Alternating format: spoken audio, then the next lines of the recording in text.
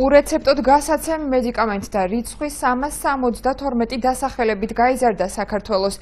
ჯანდაცვის სამინისტროს აღნიშნულ გადაწყვეტილებას წინ ფარმაკოლოგიური კომპანიების ხელმძღვანელებთან კონსულტაციები და სარეკომენდაციო შეხვედრები უწყობდა. ურეცეპტოდ გასაცემი მედიკამენტების სიაში ცვლილება უკვე მეხუთედ შევიდა.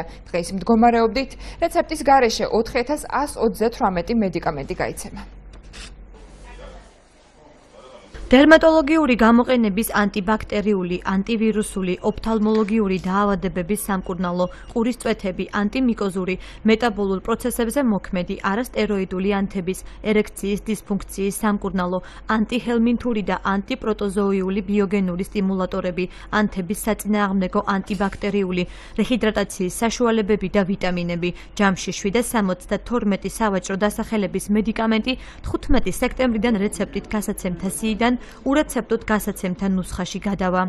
ამ ცვლილებების ისევე როგორც თავდაპირველი საკანონმდებლო ცვლილების მიზანი არის ერთადერთი, რჩება ერთადერთი, რომ შემოსახლეობას ჰქონდეს ხარისხიანი, კომფორტული და მიწვდომადი ჯანდაცვა. ესეთი ტიპის კონსულტაციები გაგრძელდება.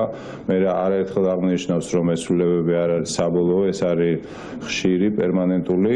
არ შეიძლება მომავალში აღმოჩნდეს, რომ ურეცეპტოდ გასაცემს დაემატოს, ამ პირიქით მათგან უკან დაბრუნდეს რეცეპტით გასაცემში. რატომ არ ცხრება რეცეპტით გასაცემი პრეპარატების სირგლივ შექმნილი აჟიოტაჟი და რატომ ანიჭებენ საქართველოში უპირატესობას თვითმკურნალობას? ფარმაკოლოგიურ კომპანიებში თვლიან, რომ მოქალაქეები ურეცეპტოდ წამალს მაშინ ყიდულობენ, როცა მედიკოსებს არ ენდობიან.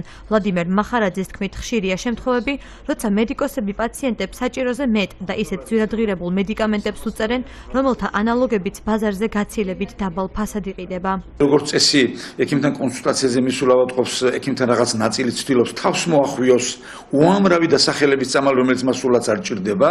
ეს ყველაფერი ქმნის იმ რთულ ფონს, რასაც წამლის მიმღები ადამიანი გაურბის. თორემ როგორ უნდა გასციო დიდი რისკი და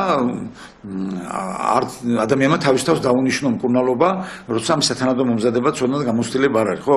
ყველა წამალი არის შხამი. დოზის ოდნავი გადაცდომაც და უკვე საკმარისია, რომ რომელიმე სასიცოცხლო ორგანო ძალიან სერიოზულად დაზიანდეს. ურეცეპტოდ გასაცემი მედიკამენტების სიაში ცვლილება უკვე მეხუთედ შევიდა და დღეს მდგომარეობით რეცეპტების გარეშე 4128 მედიკამენტი გაიცემა.